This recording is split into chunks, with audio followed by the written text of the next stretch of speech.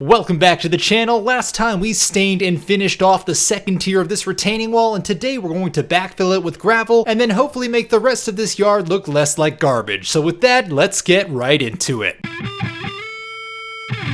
Alright, so for those of you who are new to this series, I purchased 40,000 pounds of gravel, which was about 15 cubic yards, to do the entirety of this project, and I deliberately ordered a little bit of extra material to do a gravel mulch at the end with whatever I've got left over. But for now, what we're doing is taking this gravel and we're putting it behind this retaining wall, and there's already a landscape fabric that's laid down behind it to keep any sand and dirt out from clogging this up, because this is going to be our drainage system that allows water that's trapped behind the retaining wall to flow down and into the earth. I've done another video on this already, which I can link below, but basically the main reason that retaining walls fail is because there's not enough drainage behind them. So putting this gravel here is going to eliminate long-term problems and is really going to help this retaining wall last long-term. Unfortunately though, I do not have a loader and the access to my backyard is not great, which means the only way that I can get that gravel from my front driveway to the retaining wall in the back is using a shovel and this wheelbarrow that I have. When I moved all the rocks to fill the first portion of the retaining wall, that was enough to break my old wheelbarrow, which was a hand-me-down and probably older than I am. Since then, I bought this new wheelbarrow, and let me just say, it functions so much better. It holds more rocks, and it is much easier to roll when it's fully loaded. Even so, shoveling gravel is never really an easy or a fun task. However, this second tier was substantially easier than the first tier of the retaining wall. A big part of that is because when I dug out these trenches, I left all that dirt kind of built up a couple feet out in front of this, so I already had the wheelbarrow a little bit higher than the retaining wall itself, and that actually alleviated a little bit of extra lifting. Instead of having to go up and way over the wall to pour it, it was a little bit more of a horizontal movement, which was less work. The other thing is I took the time to put down the very first layer of gravel that's holding in that landscape fabric while I was building the first couple rows of this retaining wall. Those first couple rows are what takes the longest because as you pour that initial gravel down, it kind of pulls at this landscape fabric, it settles in a little bit, and it takes a little bit of extra finesse as you're putting that first layer down to not rip out the fabric in other areas or to tear it if it's too planted in one spot and then you heavily load it somewhere else. So having learned that lesson on the first tier of the retaining wall, that really helped alleviate a lot of the time sink here on the second tier. And all of those little things that helped this go faster really showed their worth with how much time it took to do this overall. This might not look like a lot, but every time we fill that wheelbarrow, it is over 100 pounds of gravel that we're pouring. Just by filling this entire thing within one day, we moved several thousand pounds, probably on the order of 10 to 15,000 pounds of gravel from the front driveway into this back retaining wall. It doesn't look like much, but that is a lot of strain on the body. It's a lot of strain on the arms and on the wrists, even just trying to get the shovel through the gravel. But having learned those tricks in the first tier, it took a full day to get this second tier done. It took 3 days to get the first tier done with the same number of people. So it literally went at least 3 times faster to get this upper portion compared to when we were doing it the first time around. So there is a definite learning curve to this. If you're doing this on your own, don't feel discouraged if it takes you a little bit more time the first time around. But that said, we were finally getting this to the point that it was completely filled in, which means we had completely finished building this second tier. And stopping for a second to admire our work, clearly I've got a little bit of cleanup to do because I kind of missed with a little bit of this gravel, and I do have it all over the lower walkway as well, but hey, look at that.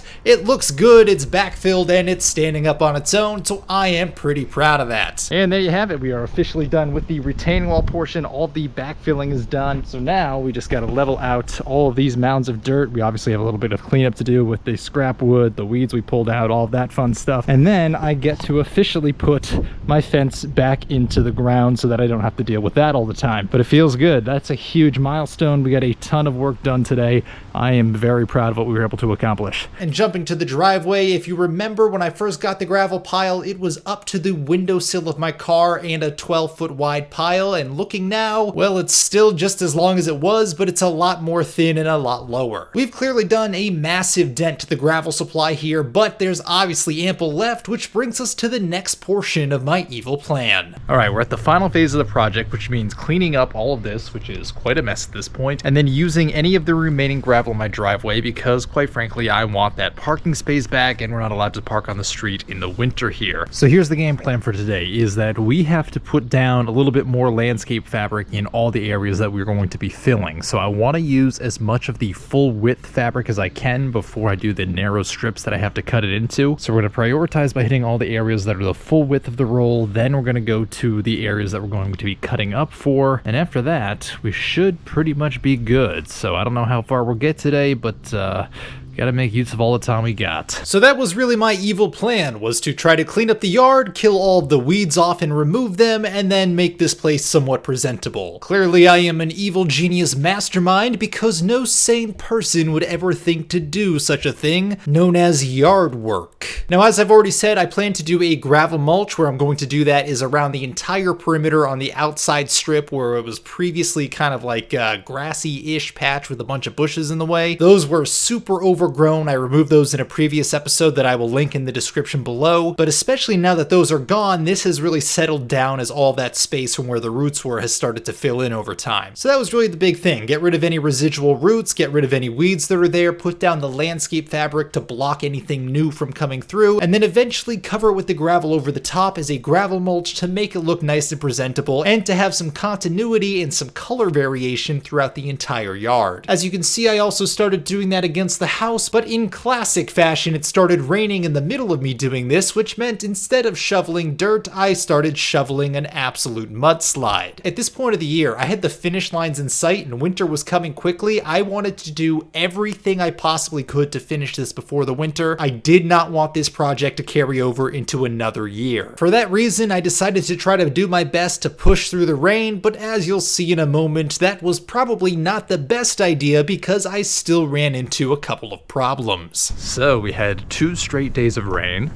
It is very cold at this point, as you can probably tell. But the 2 issues we had is that 1, everything got extremely waterlogged and I couldn't really work on it. And 2, that my dog decided it was a good idea to start kicking up all the matting I laid down, and she tore it really bad in a number of places. So I basically got to redo a good part of this. We've got our work cut out for us, so let's get to it. Here's the thing about fixing those tears first. I would have had to pick up that wet fabric, I would have had to put down new fabric over it, I would have had to shovel wet gravel and then move that heavy wet gravel, which is even worse than moving dry gravel for some reason, and then pour it over the top of that entire area. And I decided that I didn't feel like shoveling gravel that early in the morning, so instead I was going to start on the top half by the base of that second tier of the retaining wall. Now what I did there is cut a thinner sheet of the landscape fabric. I'm covering the little bit of gravel base that's in front of the retaining wall, and then what I'm going to do is bury that underneath the dirt, and then hopefully when I have grass that regrows here, it'll grow right up to the base of the retaining wall, and I'll have a slightly more continuous yard, although I think that might be a little bit of a stretch goal considering that all this looks like sand and not really anything nutritious that grass might actually grow off of. And for me, the second part that was kind of picking at my brain is that I had made this little berm in front of the retaining wall from when I dug the trench where I made all that dirt into a pile. That completely ruined all of the leveling that I had done on this second tier, and it made it look so unfinished that it was really starting to bother me. I wanted to have one part of this yard that was just absolutely done so that I knew I could check that off and that I had some feeling of success, so I figured starting here in the top part would give me that satisfaction and give me the motivation to keep going. That said, wet dirt is also heavier and less fun to move than dry dirt, so this wasn't exactly a fun time either, but having that end in sight of knowing that this is the last thing that I have to do on this upper half really was the only thing that I was holding on to, and it's what kept me going. And after covering all the gravel at the base of the second tier, I took the wheelbarrow and I moved around the rest of this sand just to try to better level out the entirety of this yard. And I knew I couldn't get it perfect because that first row of that second tier was also tiered up as it went along. So even if I got all that sand perfectly level, it might just expose that I had started at 3 different levels for that second tier retaining wall, which, you know, not necessarily an ideal thing, so I was fine with leaving a little bit of a gradient. Even so, with only having a shovel, a wheelbarrow, and a big old rake, I think I did about as good of a job as I could probably do with this yard, especially considering what it looked like when I started. I'll also mention that even though I picked out as many big rocks as I could while doing this entire project, there were still somehow a ton left in here and the rake seemed to snag on every single one. It made it unnecessarily frustrating, but eventually I was happy enough with it that I could tackle the next part of the project, which is the part that I mentioned a minute ago that I was procrastinating on, which is trying to fix this lower part of my yard, which was a garden bed slash overgrown bush sanctuary. I never really planted anything there, and I don't know if the plants that were there already were intentional or not, but they did not look good. And as part of trying to clean this up, I decided to put in garden edging as well to just try to give this a little bit of a barrier and keep the rocks on one side and the grass on the other. I believe this was actually an industrial roll of garden edging, so it's a little bit thicker in the hopes that it would hold up a bit stronger, especially with me planning to not be careful and to run it over with my mower at some point. Now, I've mentioned this in a previous video, but in case you haven't seen that, the best way to handle this, because it has that roll shape and it wants to retain that, is to heat it up as best as you can, usually by leaving it in the sun for a little bit. That is probably the only thing that allows this to not immediately curl back in on itself into a circle, which is pretty critical when you're trying to make a straight line. So after edging on video for a couple hours for the internet, I finally got this thing all nice and leveled out. I was ready to put down a little bit more landscape fabric, and then the only thing left to do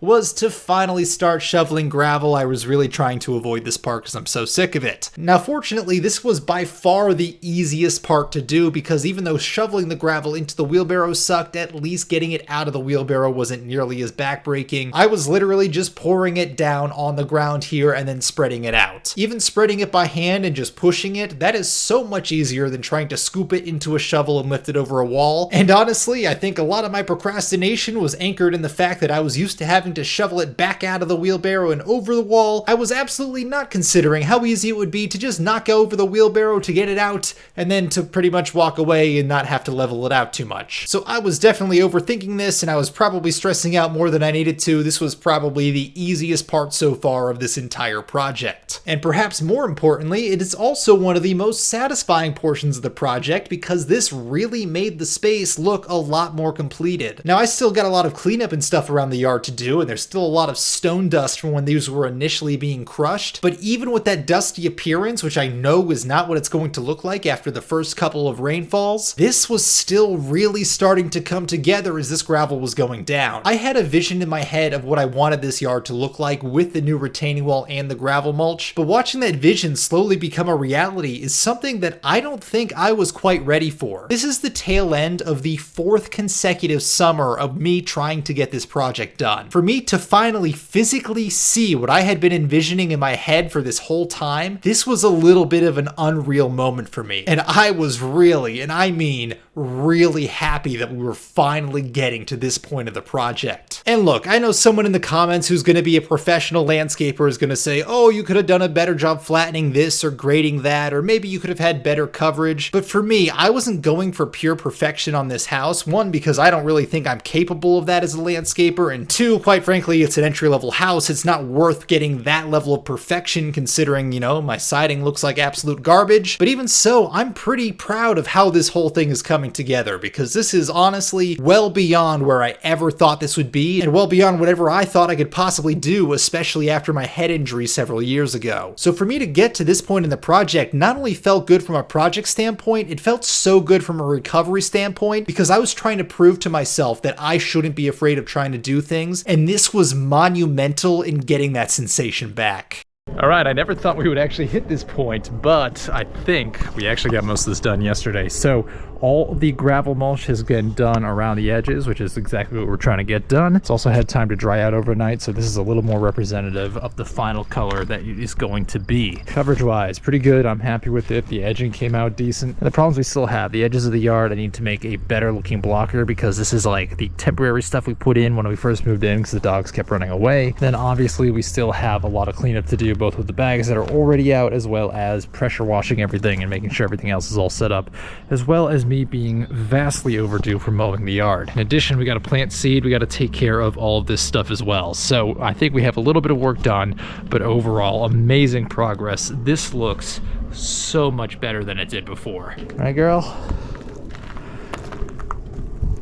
You can also see in the distance there, we got through most of that gravel pile, which is awesome, actually. I wasn't expecting to use exactly the right amount. So I want to get this section here gravel mulched as well. I'm going to put the weed blocker down. That's the last section of anything we have to do with gravel. Then we're done. We're done. And that feels good. That's awesome, because I was getting very skeptical that we would ever hit that point. With that said, I'm going to take a very needed day off and just try to recharge and have fun for a day. But this is huge progress. I'm very happy with this. Now let's be clear here, I did take a day off, but probably only the one. But like I said, I really wanted this project to be done at this point, and this section was uncompleted, so it was next on my task list. This is my side yard next to my garage. It is the only way to get to the backyard, and as you can see, I've got that gravel pile in the front. But this is also normally where I park my trailer, and I don't want to continue doing that over a garden bed. For that reason, I've also decided to do the gravel mulch here for kind of the same reason. It's lower maintenance, it looks better, and it's got the continuity around the entire house. Furthermore, if I'm rolling the trailer over the top of it, the gravel really doesn't compact a whole lot, whereas the dirt does compact, and it was leaving a little bit of a divot where the wheel was rolling over. But just like every other section we've been doing, step 1 was working into the late night to rip up everything that was there and get all the weeds out. Step 2 was to try to level out the base layer as best as we could below that, and then to put down some landscape fabric and a little bit of edging to try to contain the rocks on one side and any potential grass or growing weeds on the other side. And this was by far the fastest section because, first of all, it was not really that long of a strip, and most of the surrounding area in the backyard was a lot longer and wider than this. And second, it was directly next to my stone pile, which means I really didn't have to move them that far. This was an absolute win-win scenario for me and went so much quicker than I expected it to, at least for the most part. Moving the gravel went faster, but trying to rip things up didn't. But seeing as this is the very last section that we're doing a gravel mulch on, let's examine why it took me a little longer to weed this as I go over some closing thoughts. Alright, we still got a lot of cleanup to do as far as getting all these weeds and stuff up, but this is mulched. It is edged up to where we are going to have the fence posted. You can still see the paint from where the last one was. We're going to do a little bit of a cleaner job this time, hopefully. Now, most of this, I had an issue because, I don't know how well this shows on camera, this looks like dirt. This comes up as like a single clump because this is all like little invasive mini roots. Like, this is the last thing you see in an alien invasion movie. So that was most of this side, so this took me an extra day more than I thought it would, but overall we had quite literally the perfect amount of gravel. We barely covered all this. We barely still have coverage over there. That means I did something right, which is it's kind of a plus. But anyway, as you can tell, it's getting dark out at this point. This is a good stopping point for this episode. We will resume next time when we are putting a fence back in. So thank you guys for watching.